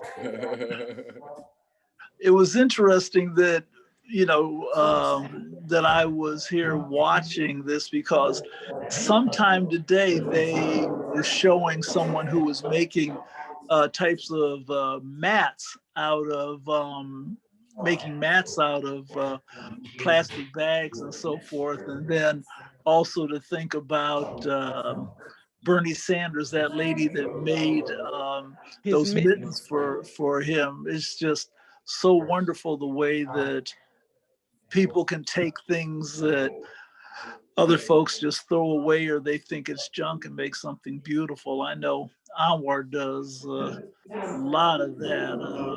Just lots and lots of stuff that other people throw away and make something beautiful out of it. It's a wonderful thing. Hey, Theda, sorry, I'll let you respond to. No, go right ahead. Oh, I wanted to ask you about you know, the Rapunzel story, and I know it's you know, it's a Northern European folk tale or something. I guess I'm unfamiliar with if there's a story like that out of the sort of African tradition. I would definitely say we have our own version of Rapunzel. I look no further than Beyonce. I mean, the big bodacious weave with the wind blowing in the hair. That's definitely Black Rapunzel as far as I'm concerned. I mean, I mean, so many like Whitney Houston in the 80s, Pointer Sisters, like these very big weaves. You know, I came of age during that time, so that is very much to me, I would consider that the like Black Rapunzel. But I think if you would look in the African tradition, they would certainly have the long braids and weaving, but they would coil on the heads into crowns. I mean, that could be definitely a part of the tradition. But yeah, if you look deep, like if you take this all the way back to the motherland, like hair is such an important part of like identity. And one of the things I'm really disappointed that in that not being able to do the residency is there's literally braid styles that women would wear to indicate what their marital status was, how many children they have, what side of the river they lived on. And literally it was a form of identification that from a distance someone would look and be able to know who you are, you know, what your husband's name is, where you fit in the rank in society. And that is like in our culture going back to Africa. Nice. Yeah, it's really amazing when you start like getting it, like looking at the scholarship around it. And not, much of this I had no idea until I started doing the work, and I was like, well, let me go deeper, let me go deeper, let me go deeper. I'm gonna It's say bye. Bye, Mom. Thanks for Bye. coming. you know it's Anwar, I love interesting. that your family is here. This is so awesome. And that Oh, they're supportive of your art, like, you know. they're always there. Yeah, yeah. Well, my brother is an artist as well. Hey, Mikhail. You know, over here just didn't think I had to be camera ready today, but now that family's being mentioned, I feel like I gotta pop in for a second. You know, got my Marvin Gaye look going on today. Yeah, nice hat. Yeah. Mm-hmm. Keeping it within the diaspora. So. Okay, what's going on? Right, I'm out. Later, Mick. Thanks for coming. Bye, Mikhail. So, you know, you guys are talking about the history and, you know, the African Rapunzel and so forth.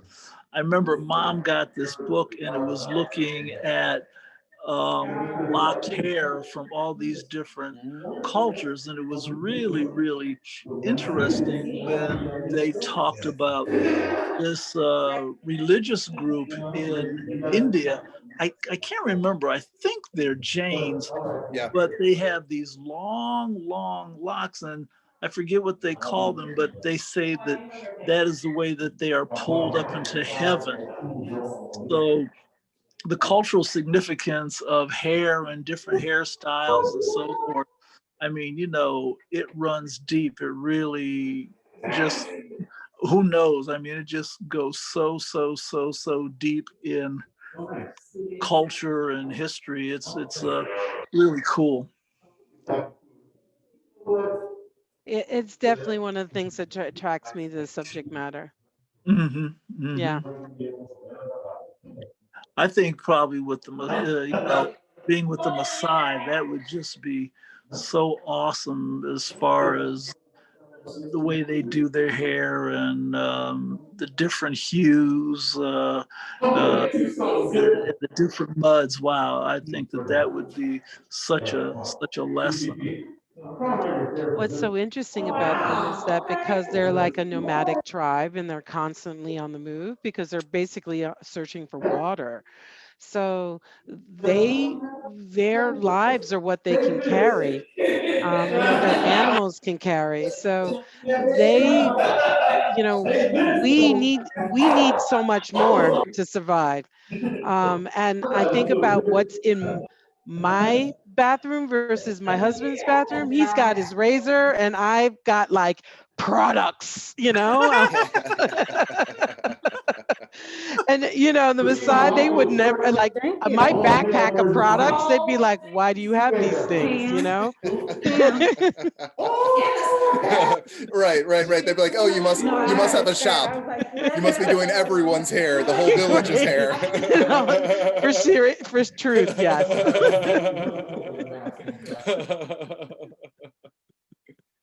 And it's the Maasai that do the jumping, right? Yes, they do the jumping. Yeah. Yeah, they can jump like 12 feet in the air like nothing. And they're skinny. Right. Yeah.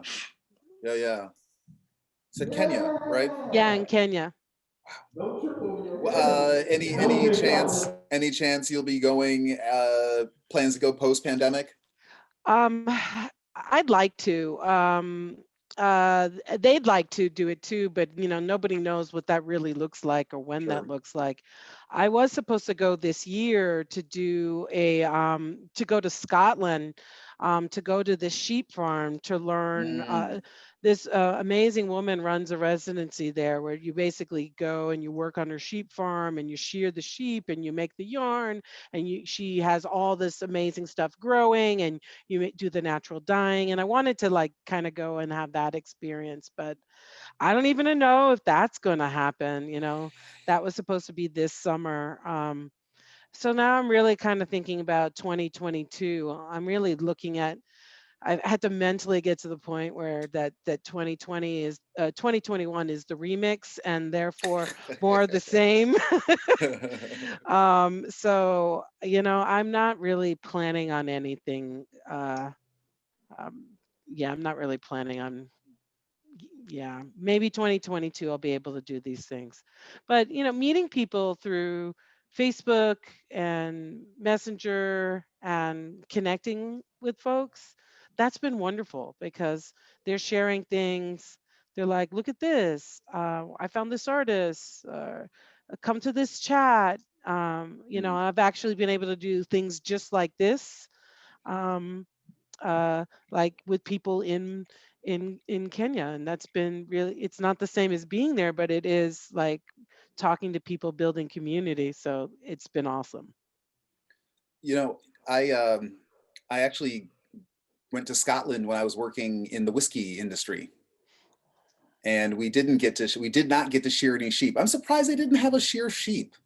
We were supposed to we did all this Scottish stuff, but I really think that like at least shearing sheep or seeing some sheep would have been great.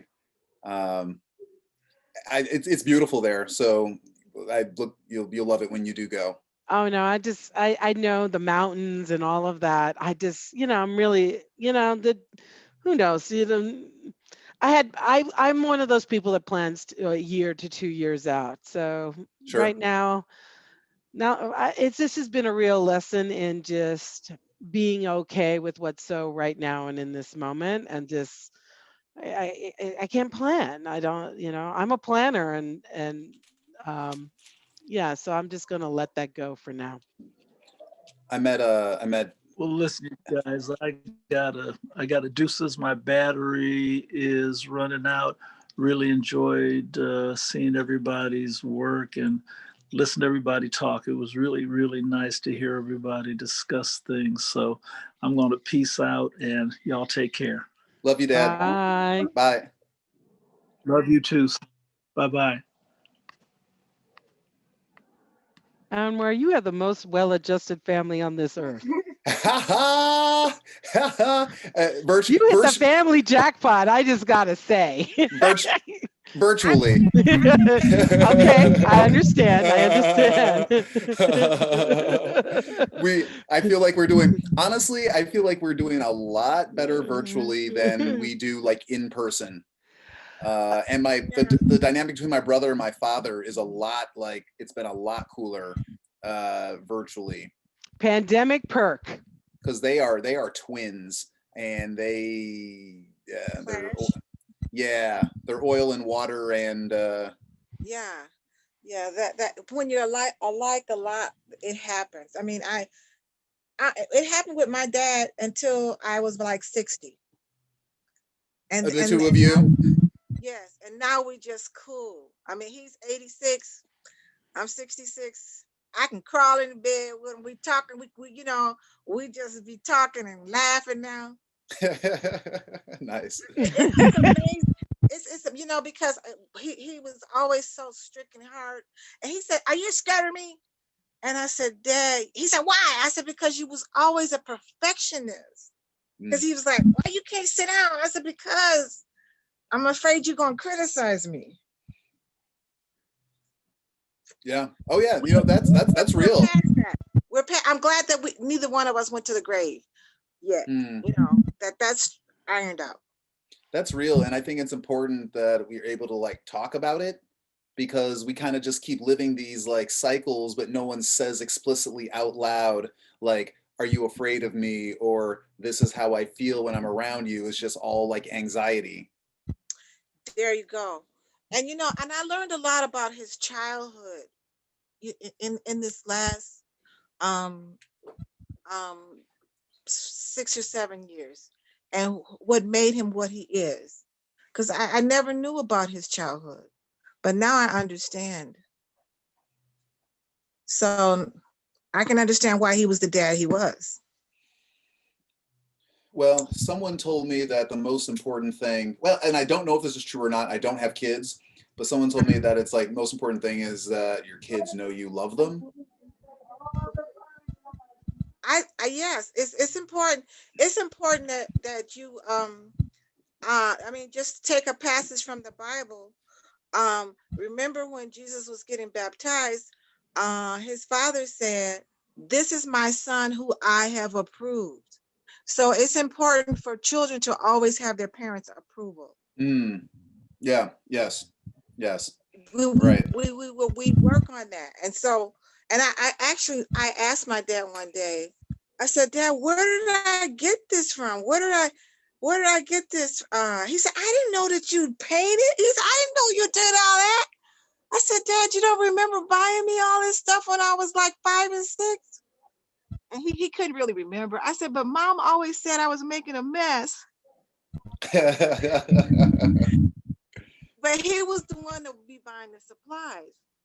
And it's really interesting. And he told me, he says, "I don't know where you got it from." He says, "But I tell you one thing, if I look at something long enough, I know I can make it." Nice. Yeah. Very nice. So it's really interesting to listen to him tell stories and I mean, for him, he's empowered me. I mean, he one day he sat me down. He says, "You know, baby, I'm not gonna be here long." He said, "But you've been letting people run over you all your life. When are you gonna listen to me?" And that was the light bulb moment for me. That he's been trying to pass the torch. Right. Well, he's in that generation of men that didn't really share their feelings. My dad's 91, and he's never ever ended a call or said anything like "love you." Never said those words in his life to me. And as a child, I kept trying to win his approval, looking for that, right? But now I just know. Now I just know, right? Because there would be colleagues and friends of his from work that would say, "He's really proud of you and he brags about you at work." And I'd be like, "Oh," but I'd have to hear it from the other people. But to tell me he wouldn't do that. And so when I stopped asking for it or expecting it or needing it, and just approached him and sort of like as if it already was so, like if the words were already spoken, then there was a shift in there was definitely a shift in our relationship. Clarity of that energy. Yes. Isn't that something to have parents, because they want the best for you. They're not perfect, but they want you so much for you. These are people who would die for you.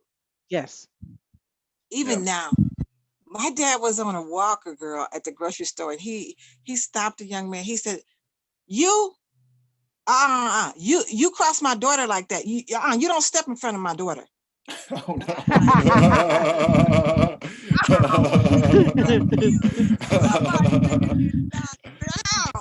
But that is how he saw me. Don't do that to her. And I'm like, "That it is not." He says, "No, he got to learn. Somebody need to teach him." You're still his little girl. Yeah. That makes me feel good because a lot of grown men wouldn't have did that. If I had been on a date, they would have act like it didn't happen. So that was that. He reminded me of the standards that I was brought up with. These last 8 years since I lost my mom, we've had to talk, and it's really helped me. As far as money, being the oldest child, it's just amazing. He was like, one day and I'll shut up after this, but I'm the oldest, so I felt that I've always had to take care of my brothers and sisters. So every time I bought one pair of earrings, I bought 3 for my other sisters, or 3 lipsticks, whatever. And one day he sat me down. He says, sit down. He said, I want you to know this. I know I talked to him. He said, but they got husbands. You got to take care of yourself now. That was such a relief. Oh yeah. That, Yeah. I mean, that was, you know, because I'm like, I'm retired. I didn't even get a card, a phone call, nothing. Mm. No, but I'm just saying, he was like, you ain't got to do that no more. You take care of you. And coming from him, I was like, okay, I got his blessings that I don't have to spend my money towards them anymore. You know, Isn't that something? Hey, Manny, how are you? Yeah, bro. You're not here. That's crazy. You know, it's, well, when I'm in Madison, but also like, I still can't figure out my whole take on being in public places. I know, bro. I know. How's the family? Everyone's good, bro. You know, Eden had that shit. He had it. He had coronavirus. Yeah. Wow. He got it from his fucking grandmother. Sorry for cussing. But yeah. Dang. He's good though now. He had it for like a couple days and shit. I had to quarantine though because of that. So. Well, I'm glad you. Wait. So did you get it or not? I've been at it, so every time I come across somebody, like I never get it. So. Oh, you had it. You had it earlier. Yeah, I had it like when it was beta testing. Beta form. I had the beta form of it, so now I'm just like. You had 18. You had the 18. I had the 16. When they were beta testing, they didn't know nothing about it though. So you lucky. Yeah, I ain't know nothing about it. I was like, oh, I'm good. Big step, honey, vinegar, whatever. I'm putting a little garlic. Flaxseed oil. I'm looking at the Dr. C stuff. I'm going crazy. And I was just good. And then it was like, oh, you know, you got antibodies for coronavirus. I was like, it just shocked me. I was like, oh, that's a superpower. Yeah. Dude, you should have been selling that, man. You should have been selling your blood or your spit or something. Something, man. Don't think it's not going to get to this if people keep having trouble getting this vaccine. Oh, right. You could just take me like chloroform, like I cough on a rag and then you inhale it. Cards for you it. should selling dirty tissues. Dirty tissues. $50. I'm surprised Trump didn't say something along the lines of like, oh yeah, just have somebody who already had coronavirus bite you. Yeah, bite you and just cough in your mouth. Right. Kiss someone that had it, you'll be okay. Yeah, like your own daughter. Not sorry, I'm just saying him, like your own daughter. All right. Oh yeah. Because he's such a terrible person. He's definitely had those thoughts about it. Oh man, well, hey, that is we have a new president now. Man. And we have a new vice president. Yeah. Yeah. I mean that's what's up. African American, that's tight. That's what's up, man. Right. Back on the corona stuff, bro. My granny actually just died for like 5 minutes because she had it. She died 5 minutes. They resuscitated her. Oh. And she's back normal now, like all the way. So, whoa. It's weird. Yeah, I know. Every time I think about that, I'd be like, you know, yeah, she literally died for 5 minutes, bro, and they brought her back. And now she's just, instead of like, she was on a ventilator, she died, they brought her back. Now she's just on like a feeding tube, but she's breathing on her own, and like nothing happened. Crazy. I'm glad she's better. Yeah, that's really good.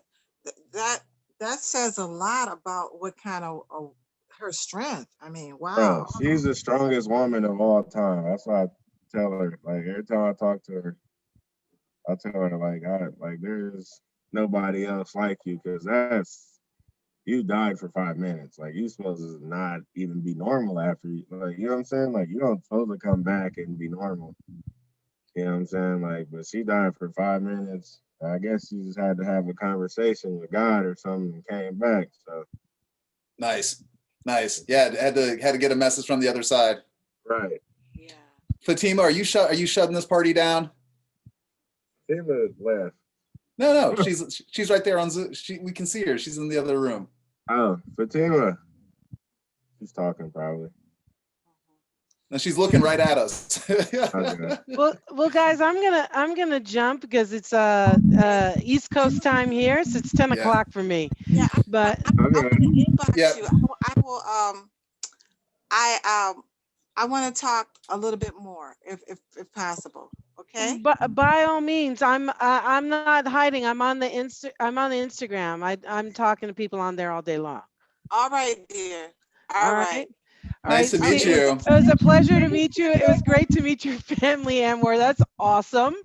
All right, guys. Thank you, Fatima. Beautiful. Night. I'm gonna listen to the recording and I'll send it to you. But I'll also make it a YouTube link so you can share it. Okay, thank you. See you guys later. Bye. Have a wonderful weekend. Stay safe. Bye. Bye. Stay creative. We finna go now? Yes. I wanna share. Can I just share 1 minute with Mr. Pruitt about his dad? I think he's gone. He gone? 1 second. Anwar is gone? Yeah, he's gone. It's just me, you, two of me, you and Mississippi. And I think that's what's her name? I think that's I'm going blank. Maxine. Yeah. Okay, I just wanted to tell him how his father helped me one time with my son. Okay. But I can tell him later. I hope I see him again. But I was a single parent. My son was 6. He's now 41. And we walked to the doctor, his office. If that's him, I think that's his, the doctor. And we walked to his. I was just so tired. I was sick. And he gave me some extra days off from work. My son had to be 5. He wasn't even in school all day. But I just never forgot that. And I wasn't sure if that was him because I'm like, he looks so young. That gave me Dr. Pruitt. But anyway, I just want, and I think it's always nice for other people to share how they see your parents, because sometimes we don't see them in the same light, Yeah. Well, anyway, dear, you got those different faces. Everybody's got a different face, different phases, different. Yes, that's true. Oh, there she is. What did she say?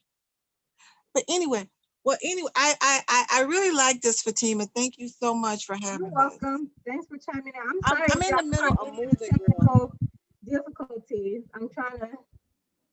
No, you're doing great. I mean, each one is getting better and better, if you ask me. And I heard you're a mentee, right? You say what? I heard you're a Martin mentee this year. No, I'm not. I didn't make it. Oh, you didn't? No, girl. But you know what? I said my piece. I said my little 2 cents worth. I just told them. I applied. I don't think I am. No, I know I'm not, because Jody sent me a letter that I didn't make it. Okay. But I told them, I felt this. I told them I felt this way.